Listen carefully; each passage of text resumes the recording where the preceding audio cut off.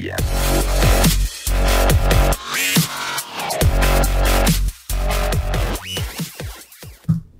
What's up, nation? Just third time's a charm. Welcome to the Wise Take NFL Week 5 DraftKings first look show, I guess we'll call it. Gonna go over some of the things that I think we can kind of build off of. It is obviously early in the week. It's only Tuesday. It's like 11:30 in the morning on the East Coast. So a lot of this stuff is going to change. I recommend you go subscribe to us at wisetake.com.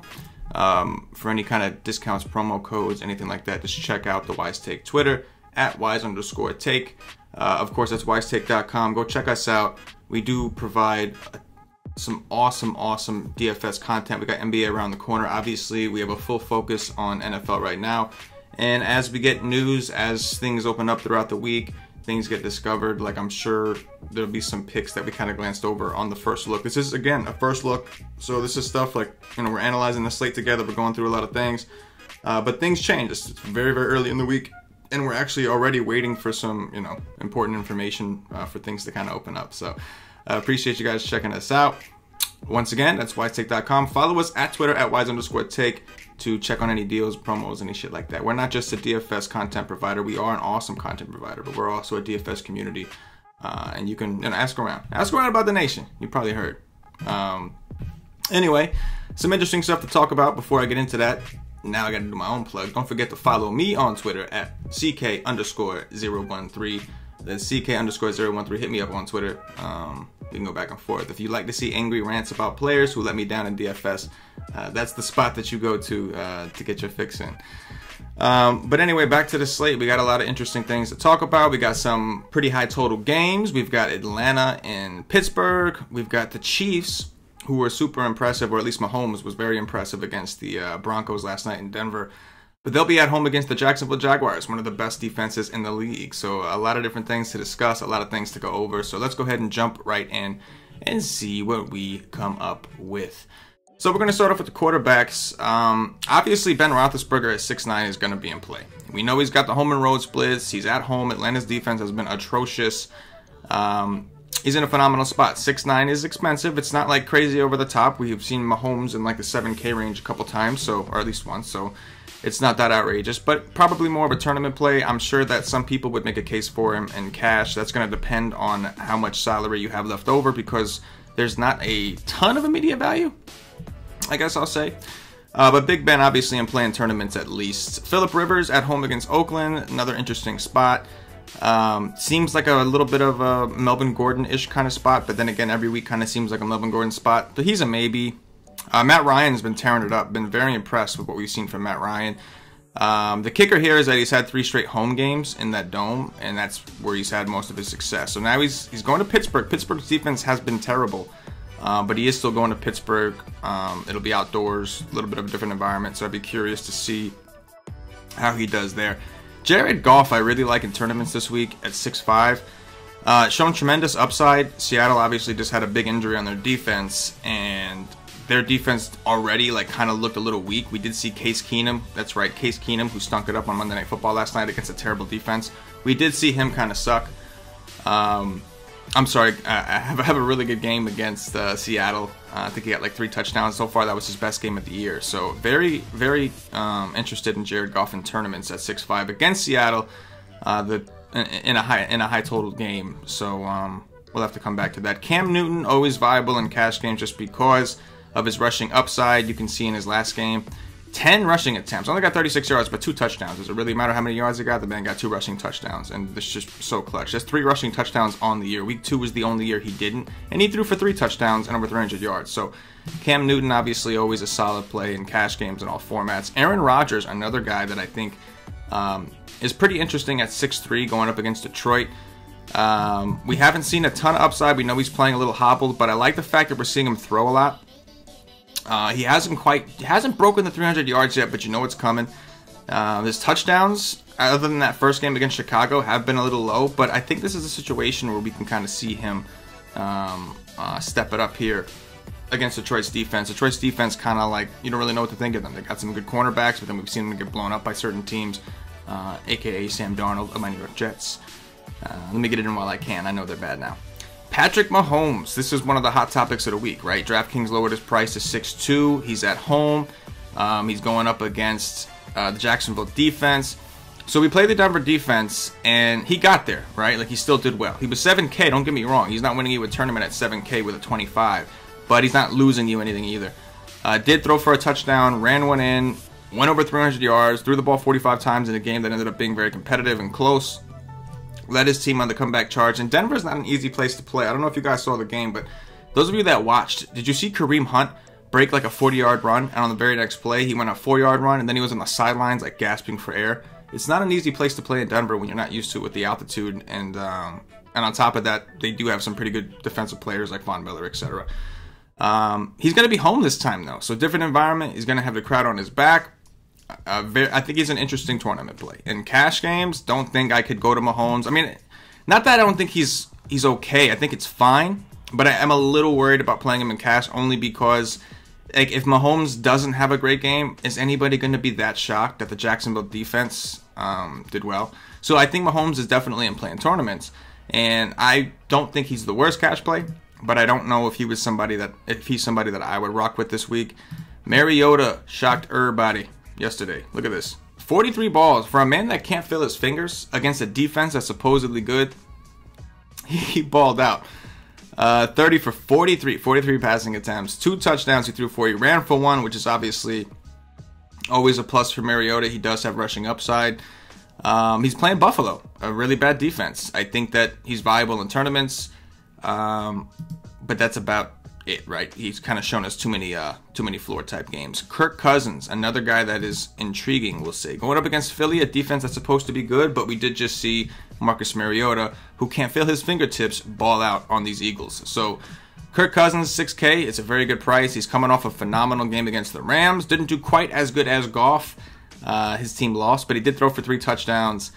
Threw for over 400 yards against the Rams defense. I know they had a couple injuries in their secondary, but still went into LA and got the job done. Now they're going into Philly. I think he's also somebody that's somewhat interesting. There's a lot of quarterbacks that are in play. Andy Dalton against Miami, probably not. Wentz against Minnesota, probably not. I got to see a little more from him. Stafford against Green Bay is somewhat interesting. So his best game so far, he's had 2 road games, 2 home games, and his better games have been on the road. Kind of ironic. But he's throwing the ball a ton. He's thrown for 300 yards 2 out of those 4 games, or over 200 yards. He's thrown for multiple touchdowns in every game against the Jets, and that was just an anomaly. I mean, he had like 6 picks or some shit, 4 picks. He just had a really bad day, and that game was just kind of screwed to start. But Stafford at 5-7 is definitely interesting against the Green Bay Packers secondary. Blake Bortles. This is going to be a guy that you hear about probably more than you want to.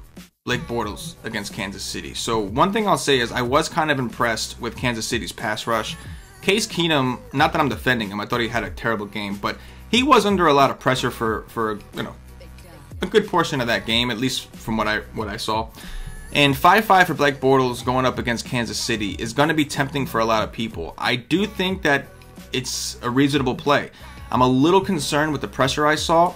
But if Leonard Fournette is ruled out, which I think right now he's questionable, he left the game early last week with a hamstring, and they're probably better off just not playing him for a couple weeks until he's all the way back. This would be a pretty good spot for him, I think. We did see the Denver run game just run all over Kansas City. But whenever Fournette is out, we do see Blake Bortles kind of step it up. And he's got big upside. You see what he did to New England. You see what he did to the Jets. He wasn't so great against the Giants in week 1. That was on the road. That was his only road game so far. Was not very good against Tennessee. But Kansas City's defense is still one of the worst. I know they have a decent pass rush, or at least they showed it against Denver. But in general, we've seen every other guy, including, I can't even think of his name, but we've seen everybody else just go out there and torch him. So 5-5 is kind of cheap. I can't rule out Mr. Bortles. The problem in tournaments I have with Bortles is trying to play the guessing game over who you're going to pair him with. That's kind of my issue, right? So if you go to Bortles, and then we have to look, we're looking at Keelan Cole. The good thing is they're all cheap, but you can see Keelan Cole got 3 targets against the Jets. It's just kind of inconsistent. The efficiency's not great every week. Day-Day Westbrook is another guy you can consider. His targets, again, not very consistent. He didn't see a ton of these, and all of a sudden he got 13 targets against the Jets because he was mashing. Of course, his point production is a little bit more consistent.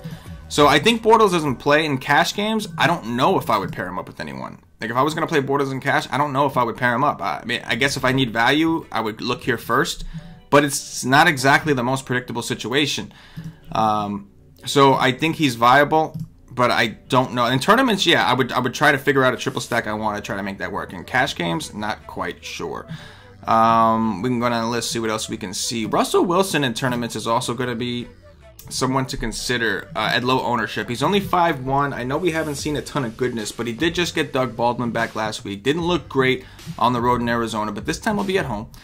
And again, like, if you think the Rams are going to do well against Seattle, then you got to think that Russell Wilson's going to be playing from behind and is going to be throwing the ball a lot.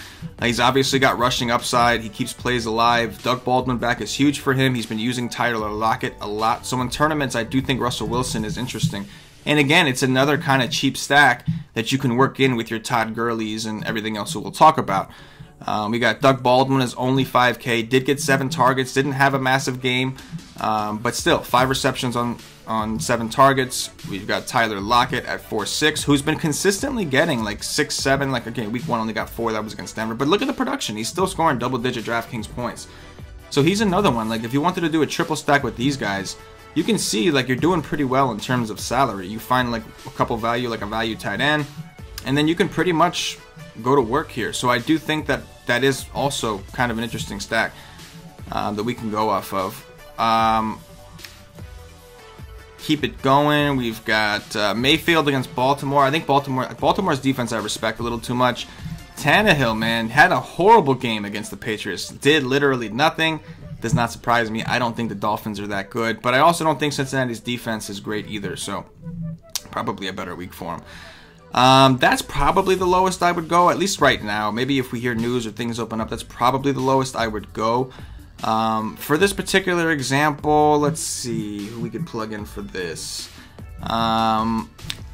Yeah, I guess it depends on what kind of build we're going to make, right? If it was a cash game build, I would probably just go with Bortles. We'll make it like a hybrid kind of thing, like some chalky but some tournament stuff I guess we can use. For this example, who should we go with? Why don't we go with... screw it. Let's go with Bortles, right? Like, let's assume Leonard Fournette is out, and we're going to go with Bortles for this example. So this is like a hybrid, like, cash tournament kind of thing. We'll go over different scenarios. But for example, just for shits and giggles, let's go with Bortles because he's kind of, you know, he's 5'5", and he's got good splits without Fournette in the game as far as usage goes. Running backs, Todd Gurley against Seattle, smash spot, I think. Well, every week seems to be a smash spot for Gurley. He's just getting a tremendous amount of touches. Look at his targets, 5, 3, 6, 6. He's getting the ball double-digit times as far as handoffs go. His yardage is awesome. He's great. Do we have to jam him in this week in cash games and get a lot of tournament exposure? Tournaments, I'd say yes. Cash games, I lean yes, but I guess it's going to depend on what else is out there. I do think that James Conner is going to be somebody to keep an eye on. I think this is a great spot. He hasn't been getting a ton of touches every week, but I think it's because of like game scripts and things like that. But he's been involved. His targets are still there. So they're still trying to keep him involved, get him the ball. We know he has a ton of upside. The Steelers' defense has just been so bad that like they're fighting for their lives every single week. But you can see that in games that have been a little more competitive from gate, games that they're not trailing by a million freaking points, you can see that they are getting him the ball as much as they can. So the question is, Le'Veon Bell is supposed to be returning this week or for the bye, but I think we're good this week. So we'll plug in Connor. I do think he is a solid play at 7.5. I'm digging it. We've got a lot of guys to consider, man. We've got, now that we've got him scored away, you got Melvin Gordon up top, who's just been a usage monster, getting the ball a ton, whether it be through carries, whether it be through targets. They're using him a lot. And like they're using Eckler a good amount too. So it's kind of funny that, you know, that they're both kind of getting their usage and getting it done. You know who's not is Keenan Allen. I think it's because those two guys are doing so well. But we know that home favorites of a touchdown or more, typically the running backs typically do well. And it makes sense. It's kind of a game script thing. If the Chargers are winning, you're going to assume Melvin Gordon's going to get a lot of touches. So I do think Gordon is definitely in play. Christian McCaffrey against the Giants. Probably something I'll look at more for tournaments. But the dude has been bowling. So week 1 against Dallas, Dallas's defense has been, I've been pretty impressed. But you can see that he got 10 touches, or 10 carries, I should say, 9 targets. Didn't get into the end zone, got a 14.5. Really not bad at his price. He wasn't winning you nothing, but he's not killing you either. Against Atlanta, only 8 rushes, but of course we know you attack Atlanta with pass-catching running backs. 15 targets, 14 receptions, over 101 receiving yards, 30.9 points, still no touchdown. Then against Cincinnati, everybody's kind of looking for those targets. He doesn't, only gets 2 targets, but then gets 28 handoffs for 184 yards. Just completely rips up Cincinnati with Cam Newton in the read option. Goes for 24.4. Still no touchdown. This dude's going to get in the end zone eventually, and I'm afraid of what his score may be if he actually does. So we saw what Kamara did against the Giants. It was a grueling kind of game for him. Like he was a little slow to get going, but then we saw him just kind of open it up with some big plays. And I expect the same thing to happen with McCaffrey. So I do think McCaffrey is definitely a nice tournament play. Faux show. Saquon Barkley, the targets are great. I'm just not a fan of picking on Carolina with running backs. We'll have to see with the Coleman-Freeman situation, but Coleman's just been really underwhelming so far. He's getting double-digit attempts. The targets have definitely died off from what we've seen over the last couple of years. His production has been kind of mediocre. It's a good matchup against Pittsburgh just because Pittsburgh's defense has been bad, but you got to think that they're going to move the ball. You can make a case that because they're on the road, they utilize them a little more, even though that wasn't really the... Well, actually, Freeman was in that game. So you can make a case that maybe on the road they use them a little bit more. But I prefer Connor in that game, and the running backs from the same game don't typically correlate well. David Johnson against San Francisco. So 22 carries against Seattle. 22 carries. Only 4 targets. I still want to see that go up. But I was pretty happy with the way that they've started to use him. Not really afraid of San Francisco's defense. They are a defense that you typically want to attack with the secondary. But 22 touches is definitely nice. He's 6'3". His price came down. Going up against San Francisco. Rookie quarterback on the road. Maybe they lean on him more. It's kind of hard to say, but at 6'3", it's definitely hard to pass up on David Johnson at this point, just because we know what he's capable of. And this is like 3 out of 4 games he has still produced double-digit fantasy points. And again, he's not that like 8'8" or 8'2". He's 6'3". It's just a lot more acceptable. So I do like David Johnson quite a bit. We'll probably come back to him. Let's just keep going on.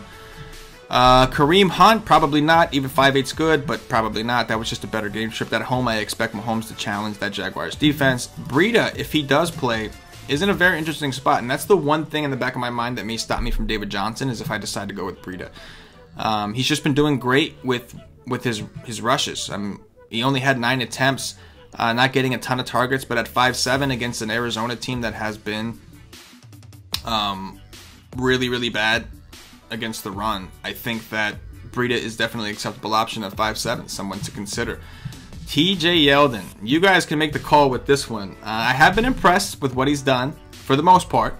16 carries against the Jets, got a touchdown on the ground, got a touchdown through the air, but without these touchdowns, the game really isn't all that great. Of course, he was 4-9 that day, so that would have been fine. He's just never really a guy I like to hang my hat on, but I understand that he's a guy that we may have to acknowledge because it is Kansas City. So TJ Yeldon, 5'6", if Fournette is out, is somebody that we may have to take a look at. Whether it's tournaments, cash game, we have to take a look. But there's just so many running backs. It's just hard to like settle for one of these guys.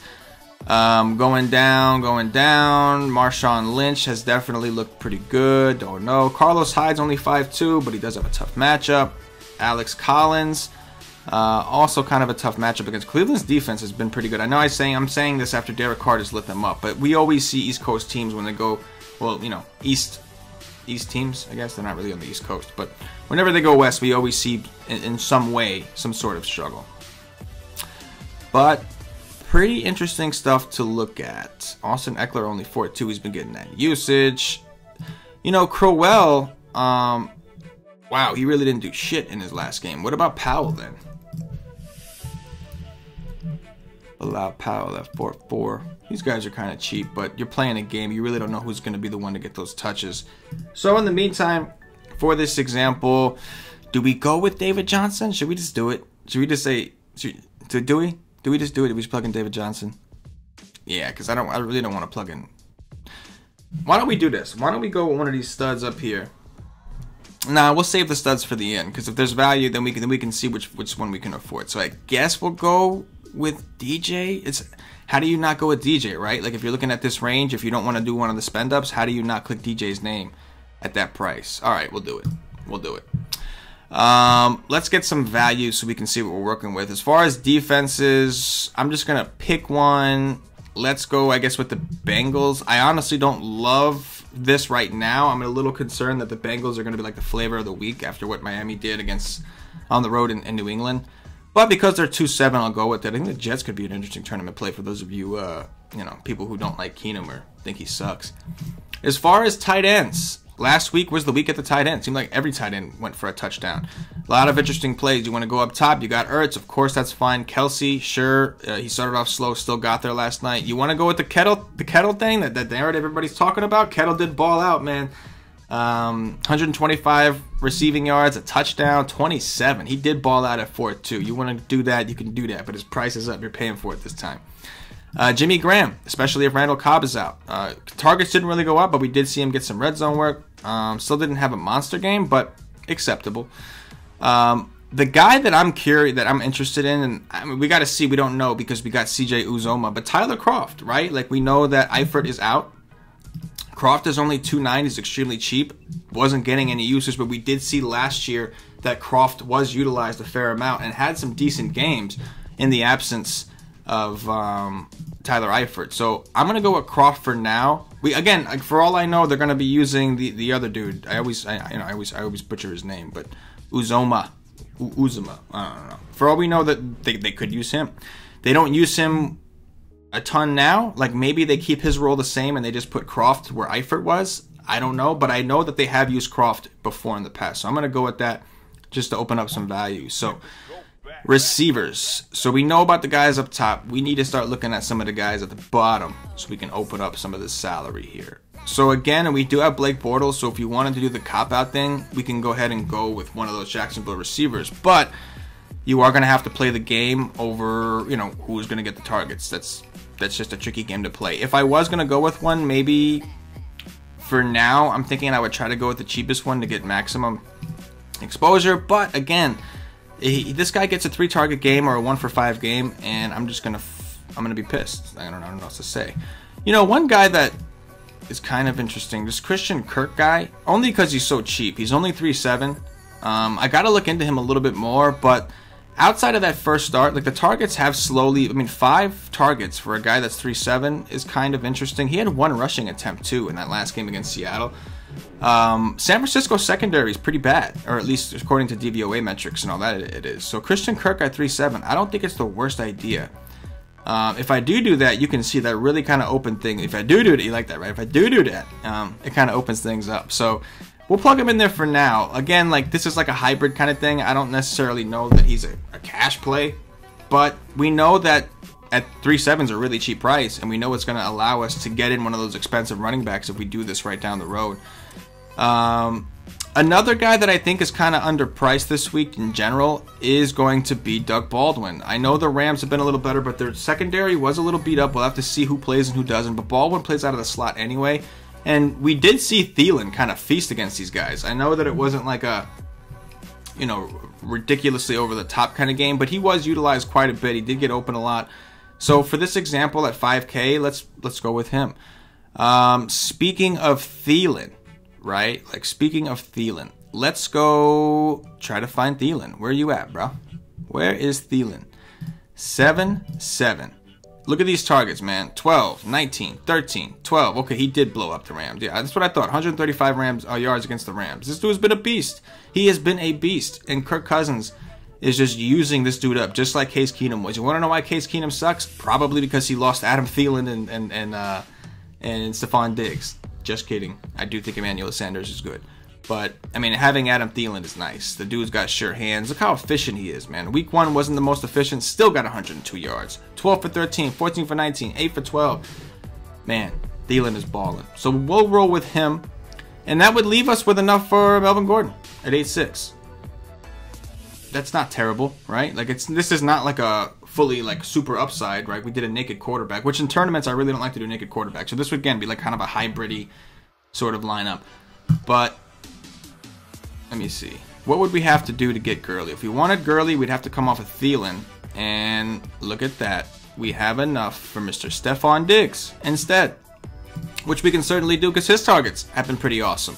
The Minnesota stack, I know it's Philly. It's not a great total. Philly's defense is supposedly good, but the Minnesota stack is going to be something that's going to make people a lot of money. And it's because you have the triple stack option. Stephon Diggs, Thielen, and Kirk Cousins. There's so much usage between those three guys that it's going to make, you know, I don't know about this week, probably this week, possibly this week, but just in the weeks to come, there's going to be a lot to do. But if you want Gurley, simple. You plop in, you know, you plop in Diggs instead of Thielen. Now you got Gurley in this squad. Now again, guys, real quick before I get out of here, I'm gonna do like just a quick little like first look tournament build kind of thing. So again, if you're going quarterbacks, I'm huge on the stack. Like I'm big on it. So because we talked a big game about the Vikings, let's just roll with them for this example. Again, I haven't done all my research, so we'll see when I release my articles. I'll be writing a cash game article and my GPP notes over at Wise Take. So when that happens, we'll see where I end up. Before this example, Cousins will plug in, Thielen, and Diggs. Let's see if we can make something work here. It's probably going to be tough. We know that we need to go value at tight end because of what we're doing, so we'll go back to my man Croft. On defense, we're going to need a cheap D. I'll stick with the Bengals just for the hell of it. And you can see we're gonna need some help here. We're gonna need somebody that's real cheap, real cheap. Let's see, who could we plug in on the cheap dough? You like that? Yeah, somebody told me in my previous video that I gotta stop talking like a wankster. I don't know, something like that. I'm pretty sure that's what they said. So I'm trying to be mindful of how I speak for you people. Let's go with that Kirk dude at 3-7, right? Like that seems like a fair tournament value play. What we working with? What we working with? Let's go with, I guess we'll go with David Johnson. Or in this example, why don't we go with Breida on the other side? Save some dough. Right? This is a tournament lineup. We can get a little different. We can go with that. We can go with that. I can make that work. Now, the running backs is kind of the issue. Like, I like to spend up on one of these guys, but for this particular example, we may not be able to do what we want to do. Oh, if I go McCaffrey, I can go DJ. The problem is I don't like to play running backs from the same game. I think it's not good. 5-7. What does that give us? 5-7. Oh, no. You got to be kidding me. TJ Yeldon. Oh, boy. We'll do it for the hell of it. And there's a little tournament lineup. It's not like, you know, like you're paying up at receiver essentially, so you're really needing this Cousins Philadelphia stack to go off because you're not playing a ton of chalk.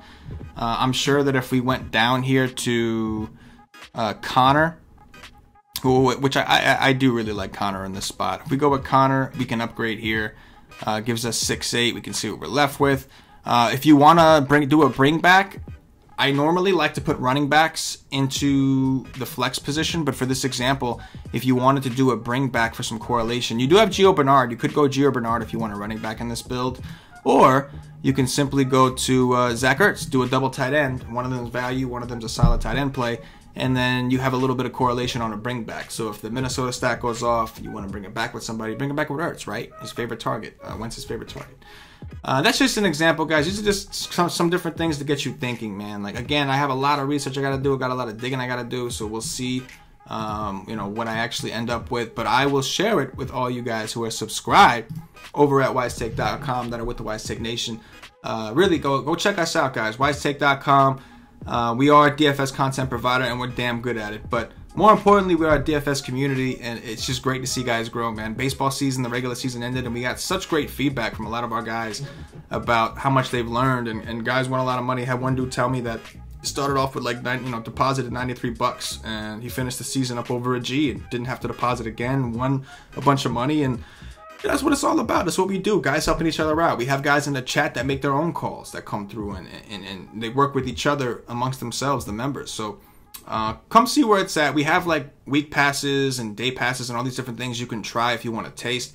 But to really be a core member of the community, you got to get a monthly pass or higher. That's when you get into our Slack chat. And that's really when the magic happens, guys. So definitely go check us out and follow the Wise Take Twitter account. Again, it's important you do this at @wise_take, because that's where we release a lot of our deals and discounts and all that goodish.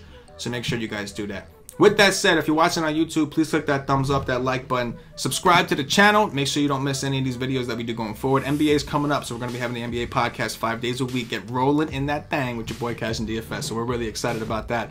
But anyway, guys, that's going to do it. Appreciate you guys watching. feel free to hit that like button, man. Really could use those likes. If you really want to do us a favor, do us a solid, push the nation a little bit. Just give us some likes, man. Give us some likes, and of course, comment below. Give me some feedback. If I talk like a wankster or whatever the case is, I'm you know, you don't got to tell me that. That's fine. I talk how I talk. I speak how I speak. But if you have some constructive things to say, you have interesting thoughts on the slate, anything like that, you know, comment below, man. I like comments. Comments, good comments, bad comments, I don't care. It's all good. So do me a favor, guys, and make sure that you show some love on the YouTube page. Aside from that, for myself, the entire Wise Take Nation, as always, good luck. Yeah.